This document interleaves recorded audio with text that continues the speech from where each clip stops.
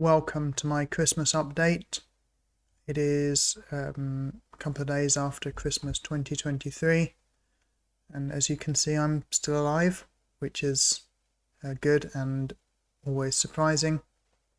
It's now my 7th year dealing with terminal cancer. I was diagnosed in July of 2016. So 7 and a bit years have passed since then, and my realistic prognosis at the time was probably 7 to 9 months, maybe a bit longer if you retroactively calculate using the 2016 to 2021 data. But still very surprised and happy to still be here and still be talking to you. I hope you've had a fantastic Christmas and that you have a really good New Year too. My Christmas was quiet, but yep, it was fine. Christmas in Japan is short and quite a contrast to the UK, where there's a massive build-up that sort of starts a bit earlier each year. I've been really busy recently supporting international patients. So these are generally patients who find me on Facebook or YouTube sometimes, or just find my website, makecancerhistory.jp, and they contact me asking for, often asking for medical advice, which I can't give because I'm not a doctor. But I do try and give logistical help and kind of information about how to access advanced cancer treatments in Japan, information about how to choose different treatments, not really the medical aspects, but more of how do you ask the right questions, what are the right questions to ask, who should you be talking to. So more of the decision-making process. But yeah, I'm often asked how Japanese immunotherapy works.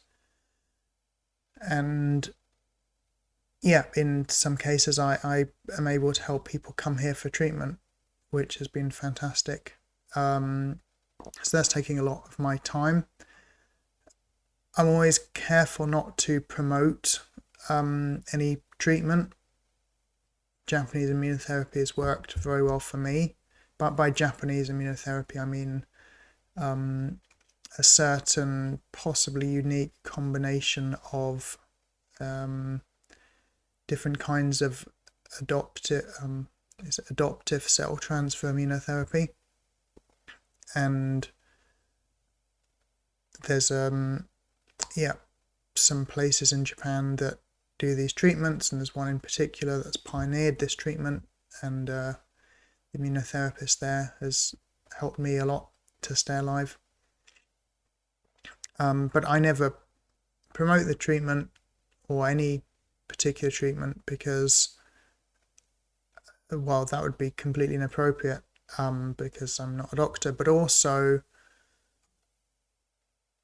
I really believe or possibly know that having multiple treatments is really the key to survival. That's one of the big commonalities from all the doctors that I've spoken to, the top oncologists and cancer surgeons here and immunotherapists.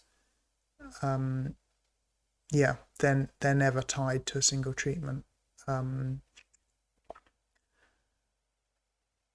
So yeah, one thing I've been dealing with over the past, that's become really apparent in the past few months is the long-term side effects of having had so much chemotherapy and molecular targeted therapy as well.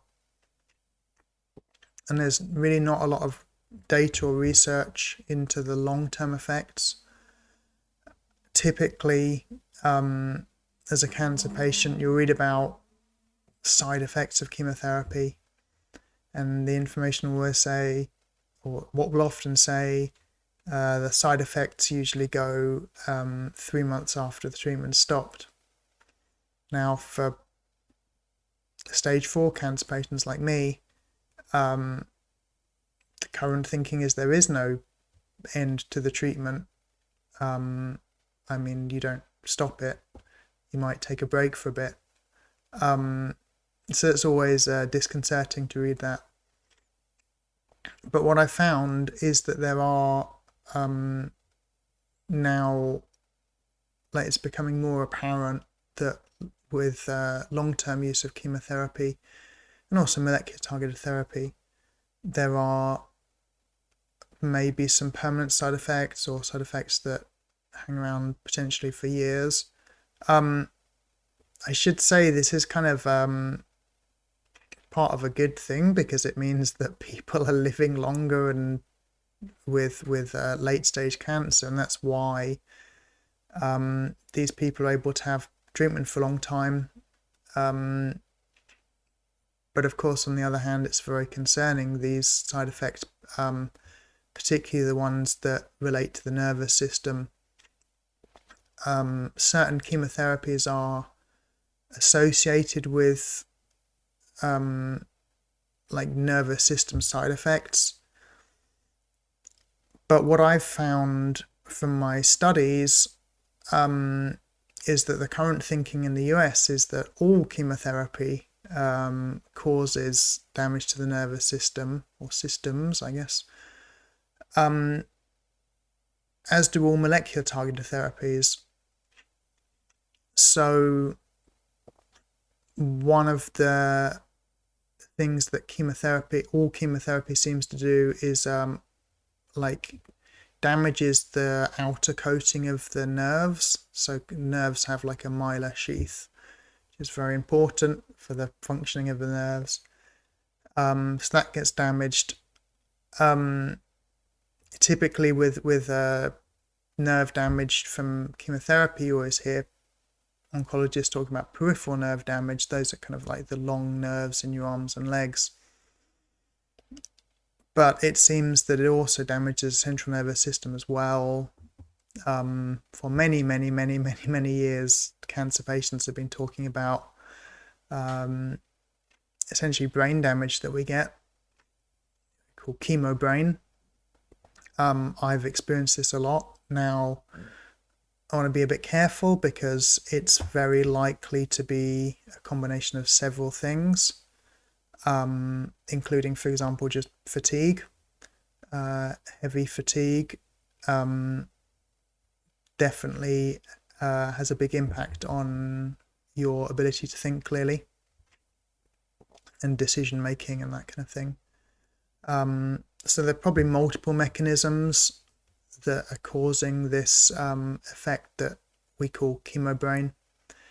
And cancer patients are always saying, this should be investigated, and yeah, I haven't seen any real serious work on this. But there are other kind of side effects of chemo that we just don't hear mentioned at all from the clinical side, but the patients talk about. So vision trouble. Various chemotherapy drugs and molecular targeted therapies seem to damage your vision. It's not clear if that's a temporary thing or permanent. And if people are having chemo for a long time and surviving a long time, then of course there might be natural reduction in vision anyway. So it can be quite hard to say what the causation is and what the if it's correlation. However, there's definitely a lot of acute kind of short-term vision changes, damage to your vision caused by these drugs, which I've experienced lots and lots and lots of times, not being able to see properly for maybe some hours after chemotherapy infusion. Another nervous system problem is hearing loss, or yeah, just your hearing getting weaker, I guess.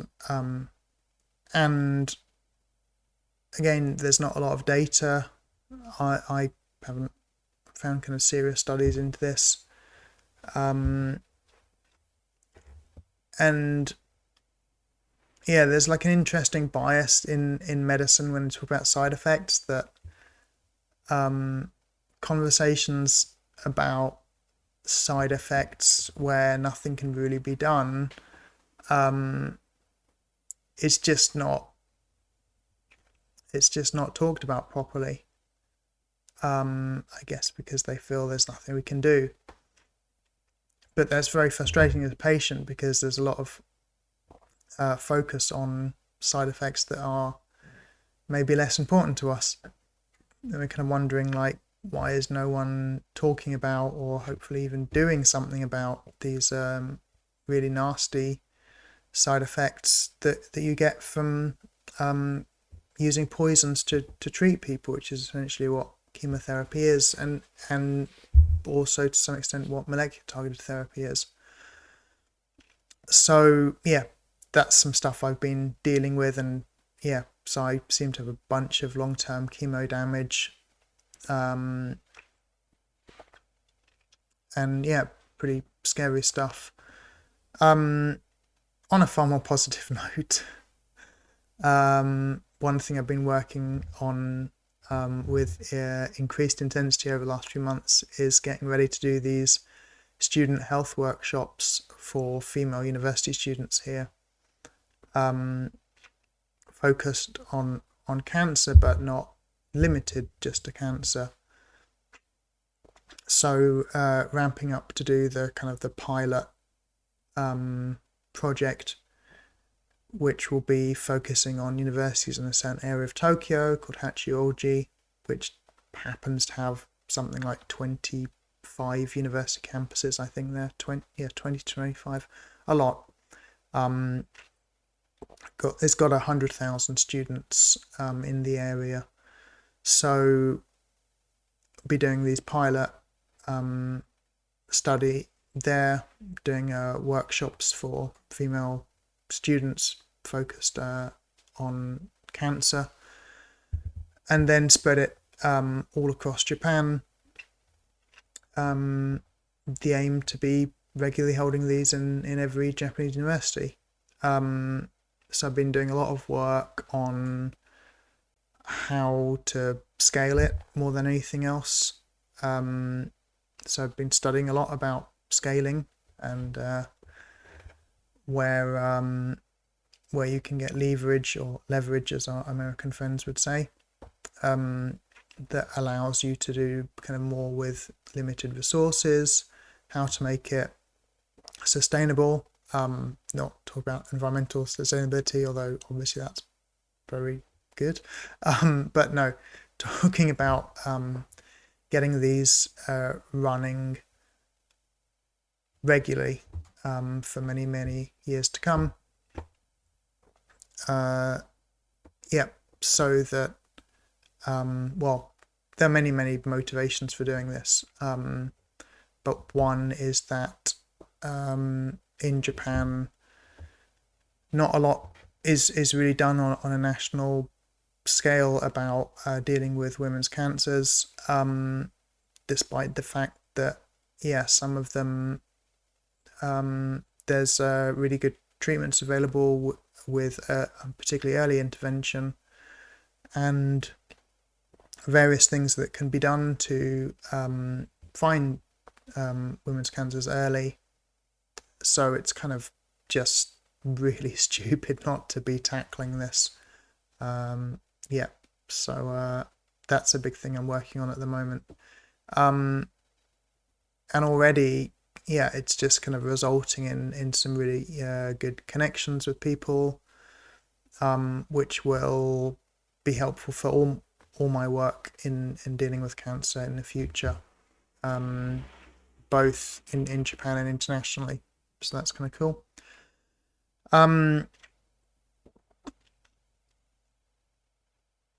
I have blood tests every month to check what's going on. Blood tests have been okay in the last few months regarding the cancer, but not so good regarding the damage done from the treatment. And when I say treatment, I mean that's surgery, radiotherapy, chemotherapy, molecular targeted therapy. As far as I can tell, there's just no long-term or short-term damage from the immunotherapy, because the immunotherapy I have in Japan is autologous, meaning made from my own blood. It's not like you hear about some immunotherapy drugs in the media where it's like a commercial drug and is given to a lot of patients, and some of them get like allergic reactions and stuff, kidney damage or liver failure or death. As far as I have been able to find out, there's no issues with this. So mainly talk about chemo damage and to some extent radiation damage, and also the damage the surgery does to your body. I've had 3 big surgeries for my cancer. Surgery damages your body a lot. That's permanent damage.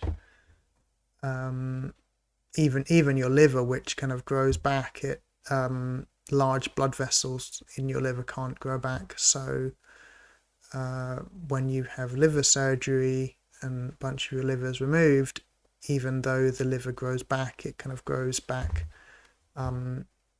slightly differently, bigger and with fewer large blood vessels. So that's not great. About a scan, when was it? Probably 9 days ago, and I got the results a few days ago, and it looks a bit kind of scary in that it seems there's some nodules in my lungs that weren't there previously. So I need to keep an eye on that. What I'll do is in a few weeks' time I'll have a nuclear scan, so that's a PET scan. See if that provides any information, although maybe the nodules are too small to show up on the nuclear scan anyway.